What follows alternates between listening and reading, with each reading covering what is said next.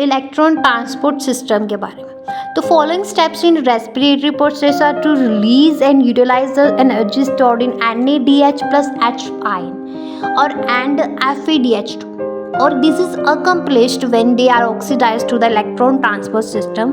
और इलेक्ट्रॉन जो है वो पास होते हैं ऑन टू ऑक्सीजन और इसके रिजल्ट से क्या होता है, फॉर्मेशन होती है पानी की।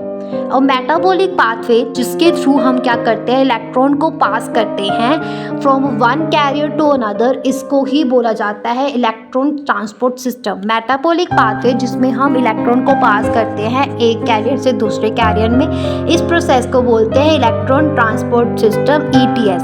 इट इज़ अ प्रेजेंट, ये कहाँ पे होता है, इनर माइटोकॉन्ड्रियल मेम्ब्रेन में प्रेजेंट होता है इलेक्ट्रॉन ट्रांसपोर्ट सिस्टम। इलेक्ट्रॉन जो है फ्रॉम NADH प्रोड्यूस्ड होते हैं in the mitochondrial matrix during citric acid cycle, है ना। सिट्रिक एसिड साइकिल के दौरान, क्रेब्स साइकिल के दौरान क्या होता है कि जो इलेक्ट्रॉन हैं, इलेक्ट्रॉन्स फ्रॉम NADH प्रोड्यूस्ड होते हैं माइटोकॉन्ड्रियल मैट्रिक्स में सिट्रिक साइकिल के दौरान और ऑक्सीडाइज्ड होते हैं by an NADH dehydrogenase enzyme से क्या होते हैं, ऑक्सीडाइज्ड होते हैं। और इलेक्ट्रॉन फिर उसके बाद क्या होता है, ट्रांसफर्ड होते हैं ubiquinone located with in inner membrane.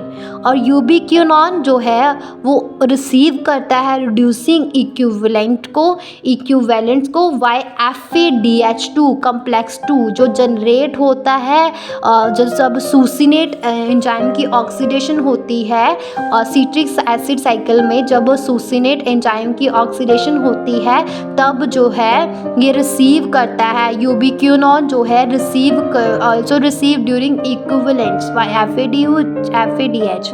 Okay, then उसके बाद क्या है, ये जो रिड्यूस्ड यूबिक्यूनॉन है ये फिर ऑक्सीडाइज होता है with the transfer of electron to cytochrome by cytochrome BC1 और BC1 कम्प्लेक्स 3।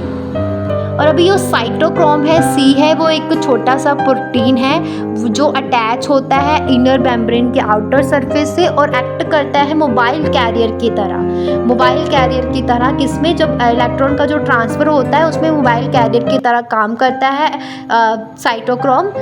और कहाँ पे होता है, किससे साथ अटैच होता है, ये इनर मेम्ब्रेन के आउटर सरफेस के साथ अटैच होता है और फॉर ट्रांसफर मोबाइल कैरियर की तरह काम करता है ट्रांसफर ऑफ इलेक्ट्रॉन्स में बिटवीन कम्प्लेक्स 2 and 4। कम्प्लेक्स 4 की अगर बात करें तो साइटोक्रोम C जो है वो ऑक्सीडेज कम्प्लेक्स है, जिसमें क्या होता है, साइटोक्रोम जो C है वो ऑक्सीडेज कम्प्लेक्स है जो कंटेन करता है साइटोक्रोम A3 और 2 कॉपर सेंटर्स को।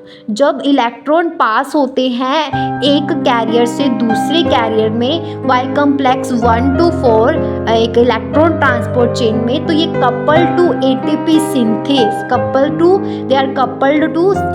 Synthase for the production of ATP from ADP and inorganic phosphate से ATP की प्रोडक्शन करने के लिए ये क्या करते हैं, coupled to ATP synthesis complex V। और ATP मॉलिक्यूल जितने नंबर ऑफ ATP मॉलिक्यूल जो है सिंथेसाइज्ड होते हैं, number of ATP molecule synthesize, ये डिपेंड करते हैं कि इलेक्ट्रॉन डोनर जो है उसकी नेचर क्या है। Oxidation of one molecule of NADH, oxidation जब होती है एक मॉलिक्यूल NADH के एक मॉलिक्यूल के, तो 3 मॉलिक्यूल मिलते हैं ATP के, 3 मॉलिक्यूल मिलते हैं ATP के। जब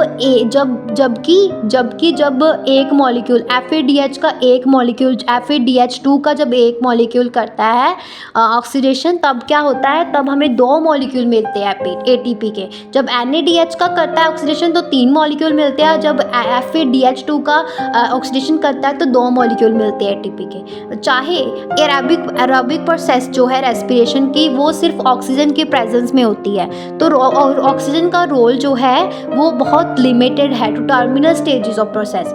और ऑक्सीजन की प्रेजेंस एक वाइटल है, ये ड्राइव है whole process by removing hydrogen from the system.